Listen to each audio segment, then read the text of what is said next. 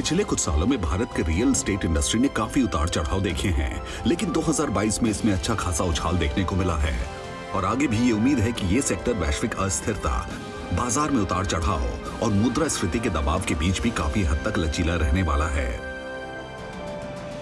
Are काबिल presents CNBC real estate awards and conclave. हाल ही में आयोजित हुआ एक ऐसा कॉन्क्लेव था जिसका मकसद रियल एस्टेट सेक्टर के दिग्गजों को एक साथ एक मंच पर लाना था।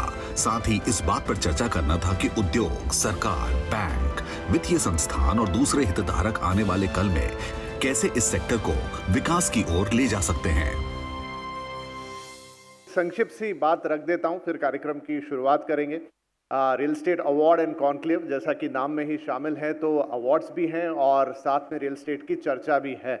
पिछले 2 से 3 साल हम सब लोगों के लिए बहुत मुश्किल भरे थे और इसमें कोई शक की बात नहीं कि बहुत ही हिम्मत से, बहुत ही एक आत्मशक्ति के साथ, चाहे हम हो, चाहे देश हो, चाहे दुनिया हो, सबने इसका सामना किया। तो जैसा कहते हैं कि आपदा में ही अवसर होता है, तो वैसे ही ये जो कोरोना के 3 साल गए थे, तो वो बड़ी आपदा जिसमें से हमने से कईयों ने तो अपने जीवन में शायद ऐसा पहले कभी कुछ देखा नहीं, लेकिन वही अवसर बन के आया और ख़ास तौर पे रियल एस्टेट के लिए वो एक अवसर बन के आया। बात बहुत अच्छी तो नहीं है, लेकिन अब अवसर है तो है।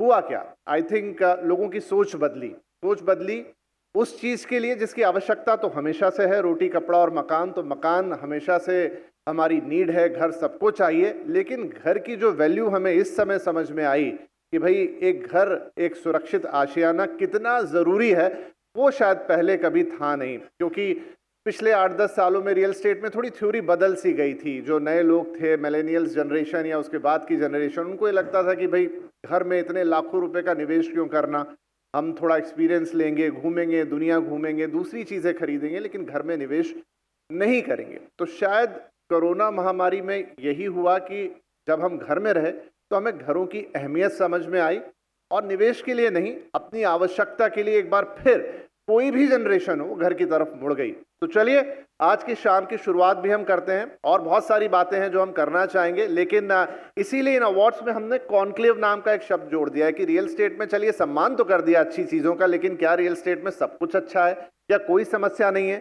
घर बनाने वालों के साथ, खरीदने वालों के साथ? नहीं जी, बहुत सारे काम है जो आज भी करना बाकी है। तो इस मंच से उन्हीं का जिक्र होगा, उन्हीं पर हम चर्चा करेंगे और आपको बहुत मजा आने वाला है और बहुत अच्छा लगेगा। तो एक बार फिर से आप सभी का बहुत बहुत स्वागत। जयपुर के सभी बिल्डर भाइयों, CNBC की टीम, आर काबिल की टीम, मैं आप सभी का आर काबिल की ओर से और व्यक्तिगत रूप से आप सभी का स्वागत करता हूँ।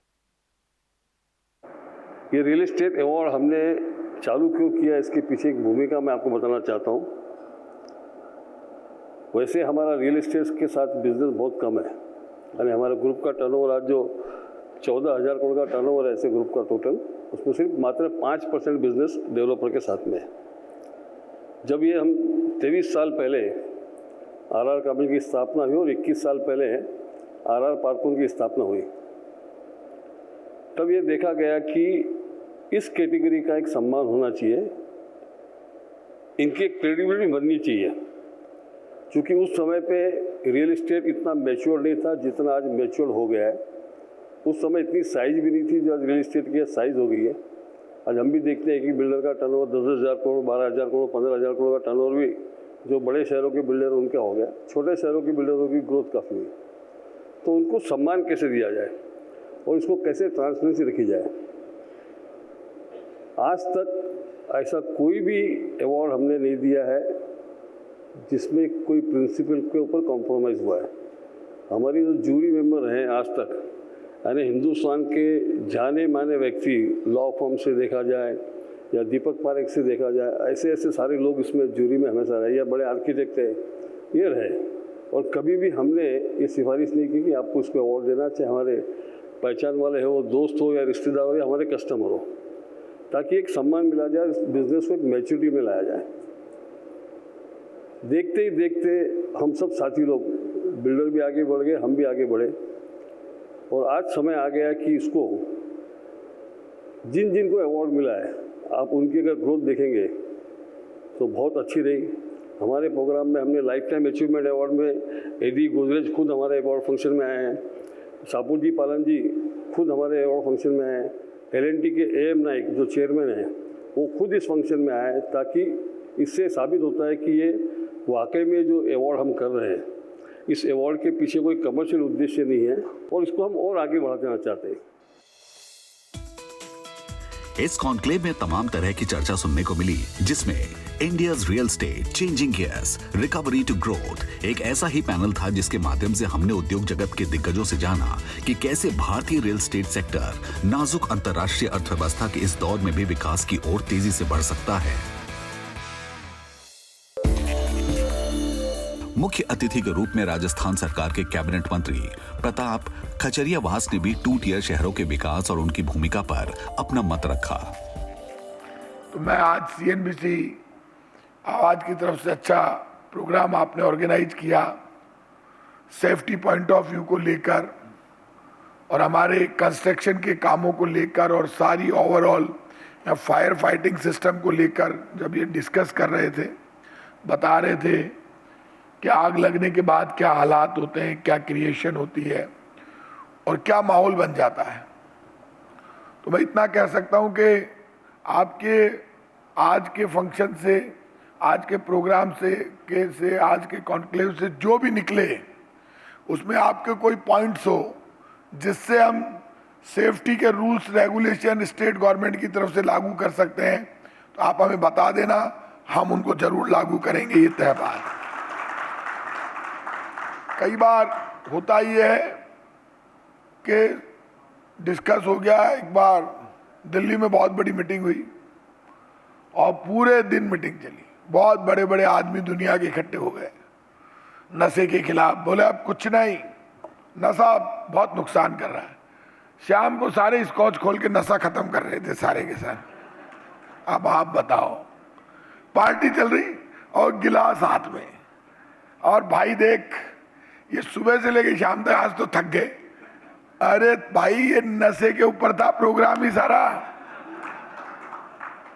और वो चीयर्स कर रहा है शाम को।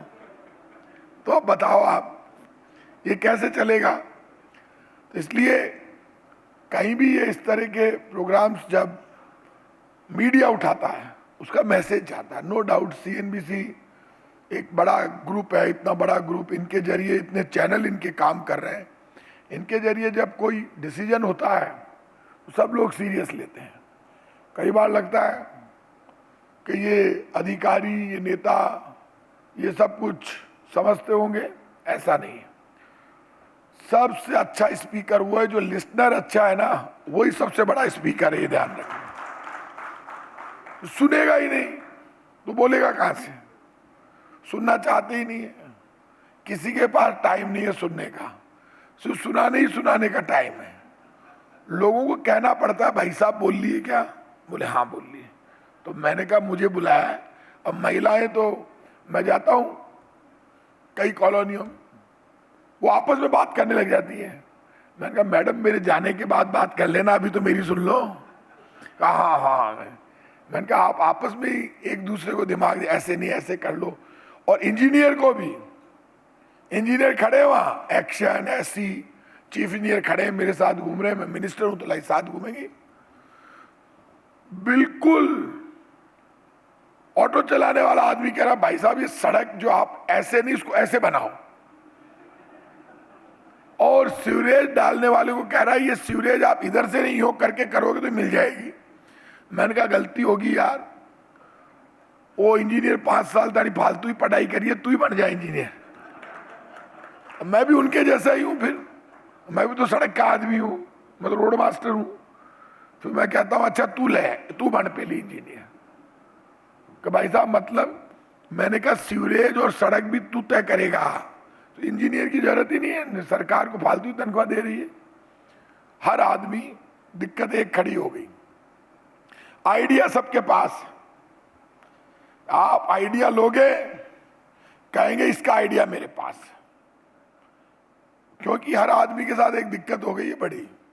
हर आदमी क्या कह रहा है, कड़वी बात समझा रहा हूं आपको। वो कह रहा है सबसे ज्यादा सपूत मैं हूं। समझ गए सपूत का मतलब? सबसे अच्छा बच्चा मैं ही हूं, कोई अच्छा सुझाव आ रहा है ले लेना चाहिए तुरंत।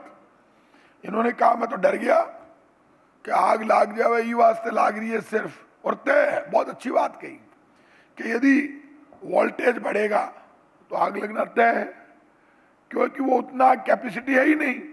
बधाई देता हूँ CNBC ग्रुप को, सारे को, कि आपने अच्छा प्रोग्राम ऑर्गेनाइज किया। जैसे जैसे भारत ग्रामीण से एक शहरी समाज में परिवर्तित हो रहा है, आने वाले भविष्य में टियर 2 और टियर 3 शहरों को सशक्त बनाने की बेहद जरूरत है, क्योंकि जानकार ये मानते हैं कि आने वाले समय में रियल एस्टेट बाजार के लिए ये शहर हॉटबेड हो सकते हैं। The future of urbanization, role of tier 2 cities. इस पैनल में पॉलिसी मेकर्स और इंडस्ट्री लीडर्स ने समझाया कि कैसे भारत के टियर 2 शहर शहरीकरण का भविष्य हो सकते हैं।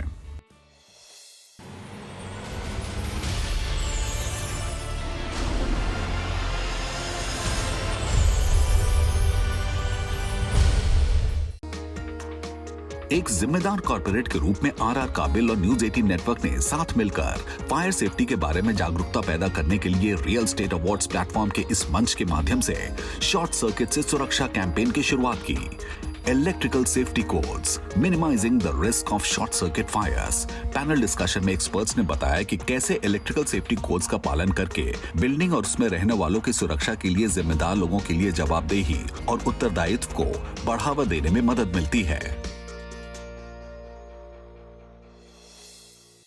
तो एक बहुत इम्पॉर्टेंट टॉपिक है जो हमने इस साल सोचा कि हम डालें, इलेक्ट्रिकल सेफ्टी। यानी इसको कुछ ऐसा समझें कि बाहर की खूबसूरती, चाहे वो शरीर हो, चाहे वो बिल्डिंग्स हो, हम सब देखते हैं और उसका काफ़ी ध्यान रखते हैं, लेकिन जो पीछे की चीज़ें हैं, जो अंदर की चीज़ें हैं, जिससे आपकी हमारी सुरक्षा जुड़ी हुई है, शरीर के अंदर वो नसें हैं, नाड़ियाँ हैं, वेन्स हैं। सर मुझे एग्जाम्पल दे के समझा रहे थे, इसलिए मैंने इनका एग्जाम्पल चुरा लिया।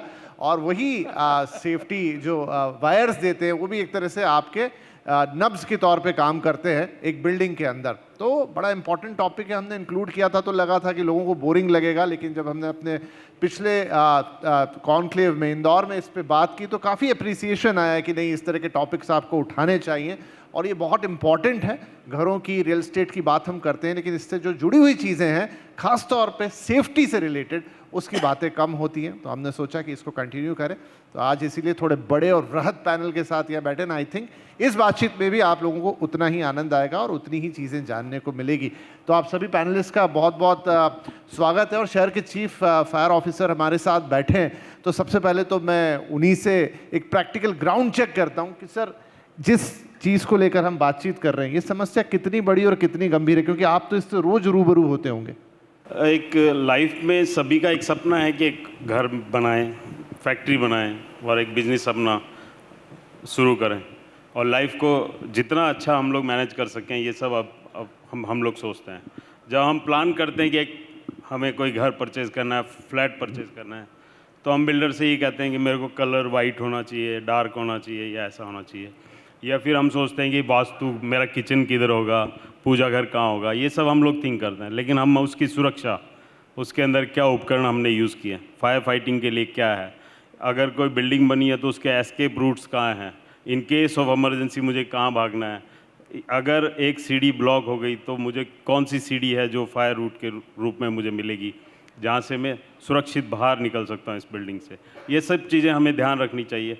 सेकेंडरी, उसके बाद जो इक्विपमेंट्स हमने उसमें यूज़ किए हैं, इक्विपमेंट्स मीन्स कि हमने जो वायर यूज़ करी है या फिर जो स्टोव बर्नर वगैरह लगाया है, LPG लाइन कहाँ से आ रही है, हमने गैस LPG जो सिलेंडर्स हैं या पाइपलाइन जो लगाई है वो कहाँ से सप्लाई है, in case of emergency leak हो जाता है LPG या कुछ, तो उसको हम किसको फ़ोन करें, कहाँ से बताएं कि वो बंद करें जिससे LPG रुक सके, और LPG से जो होने वाली दुर्घटना है हमारे और हमारे जो पड़ोसी हैं उनको कितना नुकसान पहुंचा सकती है, ये सब चीज़ों का ज्ञान हमारे पास होना चाहिए। तो मैं तो आपसे ये रिक्वेस्ट करूंगा कि सर्वप्रथम जो भी हम फ्लैट, फैक्ट्रियां जो बनाते हैं उसमें वास्तु के साथ साथ अपनी पर्सनल सेफ्टी भी ध्यान में रखी जाए। काबरा जी, जब आप अपना संबोधन दे रहे थे तो कुछ आंकड़े बता रहे थे इससे रिलेटेड कि आग लगने से कितनी जाने जाती है और ये लोगों की जान लेने वाले एक बड़े कारणों में से एक है। और चूंकि आप इरमा के प्रेसिडेंट भी रहे, मैं जानना चाहूँगा कि क्या इसके स्टैटिस्टिक्स हैं और कितना ये खतरनाक है या कितना इस पर फोकस होना चाहिए, क्योंकि इन चीज़ों की बातें अभी भी बहुत कम होती हैं। पूरे विश्व के स्टैटिस्टिक्स है कि जो भी आग लगती है उसमें 80% आग इलेक्ट्रिकल कारण से लगती है। भारत दुर्भाग्यवश पूरे विश्व में सबसे अधिक आग कहीं लगती है तो भारत में लगती है। रोज के 73 लोग आफ्टर रोड एक्सीडेंट अगर किसी में हाईएस्ट डेथ होती है तो फायर के कारण से होती है, और फायर इलेक्ट्रिकल कारण से होती है, और इलेक्ट्रिकल में भी ज़्यादा से ज़्यादा केबल एंड स्विच गेयर 80% होता है। वर्ल्ड वाइड स्टैटिस्टिक्स है। अब फिर आग और धुआं, ये दो चीज़ अलग अलग होगी। हेडलाइन पढ़ते हैं आग से लोग इतने मरे, कभी हेडलाइन नहीं आता कि लोग धुएं से कितने मरे। आग से लोग कम मरते हैं। आग क्या आप आग को कंट्रोल कर सकते हैं? यस, क्वेश्चन मार्क यस, लेकिन 100% नहीं। लेकिन क्या आप धुएं को कंट्रोल कर सकते हैं? सिर्फ आप इसलिए बताना आपको मैं 100% यस। और सबसे जहरीला धुआं अगर किसी चीज़ में होता है वो पीवीसी में होता है, चाहे पीवीसी कंड्यूट पाइप हो चाहे पीवीसी वायर हो। पीडब्ल्यूडी सीपीडब्ल्यू अभी तक वो एफआरएस से ऊपर नहीं आए, जबकि एफआरएस वायर पूरे विश्व में, मैं चैलेंज देता हूँ कि कोई ऐसा देश नहीं है जहाँ पे एफआरएस वायर होता है। ऐसा कोई देश नहीं है जो यहाँ फ्लेक्सिबल वायर होता है जो हम बना रहे हैं। और दिन प्रतिदिन इलेक्ट्रिकल प्रोडक्ट की क्वालिटी स्टैंडर्ड वर्ल्ड की सबसे लोवेस्ट है, क्योंकि हम इंडिया के सबसे लार्जेस्ट केबल एक्सपोर्टर हैं। 90-200 में काम करते हैं और हमारा 92% एक्सपोर्ट खाली डेवलप वर्ल्ड में। वहाँ ये पीवीसी वायर धीरे धीरे करके बंद हो गया है। आज भी यहाँ चाहे हाईराइज बिल्डिंग बनती है, चाहे सरकारी बिल्डिंग बनती है, चाहे हॉस्पिटल बनती है, आप क्या जो प्रोडक्ट यूज़ कर रहे हैं, अगर आप जो पीवीसी का जो धुआं होता है इतना जहरीला होता है और विजिबिलिटी ख़त्म हो जाती है। लोग मरते हैं इसलिए कि धुएं के कारण से आपको दिखता नहीं है। धुआं वो इतना जहरीला होता है कि आप सांस नहीं ले सकते हैं। डेथ 90% उसके कारण से होती है, आग से नहीं। तो माथुर साहब, कहाँ पे किस स्टेज पर दिक्कत है? अवेयरनेस की कमी है, खर्चा करना नहीं चाहते हैं, प्रॉपर चीज़ें या गाइडलाइंस नहीं है, या नियम उस तरीके के नहीं है कि कोई उन्हें पालन करे, या बहुत पीछे हैं, बदले नहीं है सालों से? क्या दिक्कत है? सबसे पहले सीएनबीसी का बहुत बहुत धन्यवाद, और आरआर केबल ने ये स्पेशली ये जो प्रोग्राम सेफ्टी सिक्योरिटी को लेकर रखा है उसके लिए बहुत बहुत आभारी हूँ। देखिए, मैं एज ए कंसल्टेंट में बात करूँ तो मेजर समस्या शुरू होती है डिज़ाइन एस्पेक्ट से। हम लोग जब भी कोई बिल्डिंग डिज़ाइन करते हैं तो हम उसमें एक पर्टिकुलर लोड के हिसाब से वायर की कैपेसिटी, वायर की साइज़ डिज़ाइन करते हैं, या हम उसके हिसाब से स्विच गेयर डिज़ाइन करते हैं। लेकिन कई बार ये होता है कि ऑफ कोर्स उसकी वायर की क्वालिटी का सिलेक्शन बहुत इंपॉर्टेंट विषय है जो अभी काबरा साहब ने बताया। लेकिन होता यह है कि हमने फॉर एग्जांपल 2 किलोवाट के लिए कोई पर्टिकुलर घर डिज़ाइन हुआ है जिसमें 2 किलोवाट का लोड है या 5 किलोवाट का लोड है, लेकिन धीरे धीरे उसके अंदर इक्विपमेंट्स बढ़ते जाते हैं। सबसे ज़्यादा जो बिजली खाता है हमारे किसी भी इक्विपमेंट में, उसे हम कहें वो एयर कंडीशनर है। जो घरों के जो बिजली के बिल आते हैं उसमें 70% बिजली का बिल एयर कंडीशनर की वजह से आता है, जिसे हम एनवायरनमेंट कंट्रोल भी कहते हैं। और जैसे जैसे हम घर में इक्विपमेंट्स ऐड करते जाते हैं, लेकिन हम हमारे वायर किस कैपेसिटी का है उस पर ध्यान नहीं देते। वहाँ से शुरुआत होती है आग लगने की। तो सबसे ज़्यादा अवेयरनेस की, जैसे आपने कहा, अवेयरनेस की बहुत ज़्यादा आवश्यकता है। और अवेयरनेस उस हद तक कि हम खाली ये न देखें कि बाहर से घर किस तरह का है या फ्लैट किस तरह का है, हमें ये भी अवेयरनेस होनी चाहिए कि हमारा वायर किस तरह का है, हमारी केबल किस तरह की है, और वो प्रॉपर कैपेसिटी, प्रॉपर साइज में डिज़ाइन है या नहीं है, वो सबसे इंपॉर्टेंट विषय हमारा बन जाता है। बहुत अच्छी बात कही आपने। तो जैन साहब, इसको लेकर नियम कायदे कानून क्या कहते हैं? देखिए, नियम कानून कायदे तो सारे जो बना रखे हैं वो बहुत ही परफेक्ट हैं। जैसे फायर सेफ्टी के जो भी बिल्डिंग्स बनती है उसका ऑटो मोड पे हमेशा रहना चाहिए, चाहे शॉर्ट सर्किट हो या और किसी कारण से आग लगे तो ऑटो मोड पे होना चाहिए, लेकिन ये होता नहीं है प्राय। और दूसरी सबसे बड़ी जो कमी है वो ये है कि अभी तक 5% लोग ही जिसको फायर एनओसी को कहीं प्रमाणित या प्रमाण पत्र कहीं पेश करना होता है, वो फायर एनओसी लेने आता है, और वही ज़्यादातर फायर इक्विपमेंट लगाते हैं। तो सबसे पहले तो इसमें व्यवस्था में ऐसा सुधार हो कि कोई भी जो बिल्डिंग बनी है उसका मैंडेटरी ये हो कि फायर एनओसी उससे ली जाए, और एक मतलब अच्छी क्वालिटी की। जैसे आजकल मैंने कई जगह देखा है कि जो शॉर्ट सर्किट होता है वो ज़्यादातर लाइट की वजह से होता है, तो उस पर लाइट का जहाँ पैनल लगा हुआ हो वहाँ कोई ऑटो बॉल ऐसी लगे कि जैसे उसका टेम्परेचर बढ़े और वो ऑटो फट जाए, क्योंकि पता नहीं लगता कि कब कहाँ क्या चीज़ चलती रहती है, लेकिन वो टेम्परेचर बेस्ड होती है। तो उस एक टेम्परेचर पे आके वो ऑटो बॉल फट जाए और वो आग को कंट्रोल कर ले तो अपने को इस दुविधा से बचा जा सकता है। आग की हम सब बात कर रहे हैं, मैं वापस बोलता हूँ, आग को नहीं, आप धुएं को कंट्रोल करो पहले, रिवर्स। आग को कंट्रोल करने के आपके पास जो माथुर साहब ने बताया बरोबर है, लेकिन क्यों नहीं हम पहले से ज़्यादा एम्पियर के हिसाब, सबको मालूम है। अभी कल भी हम बम्बई में डिस्कस कर रहे थे, 2 रूम किचन के हिसाब से बनाता है और बिल्डर जो है 2 AC के हिसाब से पावर कनेक्शन देता है, खाली बेडरूम के हिसाब से। तो आदमी हॉल में AC लगाता है, क्योंकि आदमी बेडरूम हॉल में रहता है, तो उसकी प्रोविज़न नहीं है। तो वो डिज़ाइनिंग प्लानिंग तो है ही, लेकिन मैं अभी बोलता हूँ जिस चीज़ से धुआं होता है और जहरीला धुआं होता है उसको तो कंट्रोल कर सकते हैं ना आप। उसमें तो आपका MCB खराब होगा, उससे फर्क नहीं पड़ेगा। आप PVC कंड्यूट पाइप वापर रहे हैं जो जितना जहरीला होता है कि आप सोच नहीं सकते। पहले स्टील के पाइप यूज़ करते थे, PVC आ गया। एटलीस्ट अंदर की साइड में आप, ठीक है, पानी नहीं तो काबरा साहब, ये क्या तो फिर मैन्युफैक्चरिंग के लेवल पे कमियां हैं? नहीं, मैन्युफैक्चरिंग सर क्या होता है, उससे थोड़ा प्राइस महंगा होता है। कोई भी चीज़ अगर सुरक्षित लेंगे या लाइफ लेंगे, थोड़ी सी कॉस्ट ज़्यादा है, और ज़्यादा कॉस्ट वैसे भी पूरी बिल्डिंग में। वापस भी कुछ लोग नए आए हैं और सर भी दोनों नए आए, CFO साहब भी और जैन साहब भी, कि पूरी बिल्डिंग में खाली इलेक्ट्रिकल नहीं, इलेक्ट्रिकल, प्लम्बिंग और फायर फाइटिंग सिस्टम ओरिजिनल अच्छे कॉन्ट्रैक्ट के साथ लगाएंगे तो मात्र 40 रुपये स्क्वायर फीट फर्क पड़ता है। और आज हिंदुस्तान में PMLI में भी 3,500 का भाव है, बाकी तो 5,000, 6,000, 10,000 का भाव। तो मैं जयपुर की बात कर रहा हूँ, इसलिए तो कितना परसेंट हुआ? 1%। चलिए, खरी बातें हैं, बिटर पिल टू सॉलो, लेकिन हाँ चीज़ों को बदलना तो होगा। और जैसा शुरुआत में हमने कहा कि इलेक्ट्रिकल सेफ्टी पर हमने बातचीत शुरू की है, बाकी और भी चीज़ें जो बिल्डिंग के साथ एसोसिएटेड रहती हैं, सिवाय बिल्डिंग के जिसमें आप जाके रहते हैं, वहाँ पे प्लम्बिंग है, इलेक्ट्रिक वायरिंग है और तमाम चीज़ें। तो एक अवेयरनेस क्रिएट करने की कोशिश है और उसी संदर्भ में बातचीत है। आई होप कि कुछ अच्छी बातें निकल कर यहाँ पर सामने आई है। बहुत कुछ करना हमेशा बाकी रहता है, लेकिन यहाँ उद्देश्य यही है कि उसके बारे में थोड़ी जागरूकता लाई जाए, थोड़ी अवेयरनेस क्रिएट की जाए, डेवलपर्स पे भी और कंज्यूमर साइड पे दोनों पे। आई होप कि उसमें कुछ हद तक हम आगे बढ़ने में कामयाब हुए हैं। तो बहुत ही शुक्रिया आप सभी पैनलिस्ट का इस बातचीत के लिए, आप सभी दर्शकों का इतनी तसल्ली से हमें सुनने के लिए। भारत का रियल एस्टेट सेक्टर का भविष्य वाकई उज्जवल है। Real estate awards and conclave के इस जयपुर एडिशन में उद्योग जगत के दिग्गजों, रियल एस्टेट सेक्टर के एक्सपर्ट्स ने एक मंच पर आकर भारत के रियल एस्टेट सेक्टर में आने वाली चुनौतियों और इससे जुड़े समाधानों पर चर्चा की, जो इस सेक्टर को विकास की ओर ले जाने की ओर एक सराहनीय कदम था।